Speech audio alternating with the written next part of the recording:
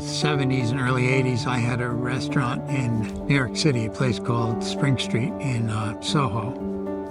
One very crowded night, a friend of mine who was also a bartender there and a sculptor came in with this really big, noisy, cigar-smoking guy. I couldn't get him to either pipe down or get rid of his cigar, and so finally we went outside, and we stood and argued outside for about half an hour and then decided we'd come back in and get another drink, and that was Herc, and we became friends after that. And so I was invited down to an iron pour, which is tremendous fun. It was a really exciting atmosphere, slightly dangerous, a big party kind of thing, but also lots of metal poured. People were all artists, they all wanted to make stuff, and there was a facility that was flexible enough that everybody could do things. And then Herc went if I wanted to make something that I could come down and make small objects. So I started hanging around a bit. And then he asked me at one point whether I'd be interested in entering a competition, which they were holding for the idea of a sculpture park behind the atelier, mainly because it was a vacant lot and they owned it and they might as well put stuff in it. Seward had included 2 architects that he knew in the competition, so I assumed that they would win. And Herc assumed that they would win also, but I thought it would be fun to do it. Much to my surprise, we won the competition. We were the only ones who made something simple. All the rest of them were very complicated, university, campus kind of things. And then it went from there. When we first started, it was Brooke Barry, Bruce Daniels, and myself, the 3 Bs. Brooke Barry was in charge of the education at the atelier at the time, and Bruce Daniels was sort of the property manager. Once I got the commission, we started talking to each other, and the 3 of us got all excited about what we were getting to do. And it went on like that for years. In the very beginning, it was just the 3 of us. We were all pretty much up for anything. So the first site plan, which was the model, was fairly simple. The original there was about 14 acres, I believe, including the atelier building. It had the 3 old fairgrounds buildings, a lot of junk, and big piles of debris. The original plan was really simple. We were going to take the middle building and pull it out into the park and use the grandstand as a place to put large objects. But you were sort of free rein because it was just an abandoned industrial site. It was a wreck. Almost immediately we decided it would be an arboretum besides being a sculpture park. The idea was that you would walk through a landscape and there would be sculpture in it. When we first started working on the place, we were going to hire landscape architects to do the landscape. Bruce got the names of some local guys, and we went around and interviewed them and saw their work, and it was all terrible. And so I went, I could do better than that.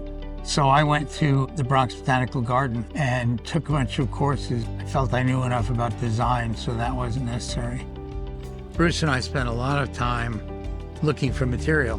But as a result of that, we got a lot of great stuff, trees that are quite unusual. And so there were a lot of people around who had stuff they didn't want or that they were going to cut down. And so it became one of the focuses of the landscape was to see what we could get that was going to be destroyed if we didn't use it.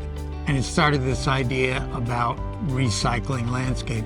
I really liked the idea that we recycle the buildings, we recycled the whole site, and we recycled a lot of the stuff. We knew we could do something with it. In a weird way, I felt I could make something out of anything. An awful lot of the stuff here is secondhand. The trees were secondhand, the stonework was secondhand. There's tons of stonework here in all kinds of fashions, almost all of which we got out of abandoned lots and stone yards that didn't want it. Just everywhere you wander around, we could point out that was something that came out of somebody's yard, this came out of something. After the commission, Brooke, she went from the atelier to being the artistic director of Grounds for Sculpture. But Grounds for Sculpture didn't exist at the time. It was, the code name was Corporate Sculpture Park. And we thought that was really horrible, of course. And Seward said, come up with a better name or it's going to be called the Sculpture Park. And we worked like crazy. And Bruce went, Grounds for Sculpture, and I was like, there it is. Only a narrow escape. When we moved the building out into the landscape and it became the museum building, the first year it was just the shell. And there was a party and Brooke had put some art out, but it was really funny. It was a roof. And the following year we finished it and it was the first opening.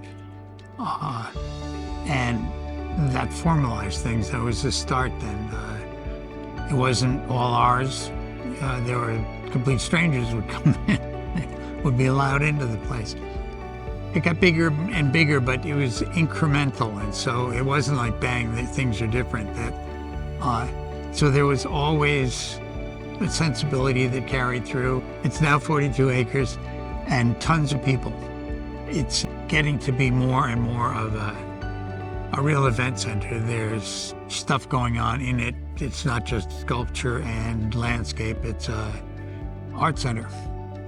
Last thing I did here, which is the stone wall, which is, it's called the Brook Barrier. And it was collecting up all the stuff that we had collected over the years and tidying up the back of the building. And it was a way of going, we'll just sweep all this stuff up and we'll make something out of it so that when we're through,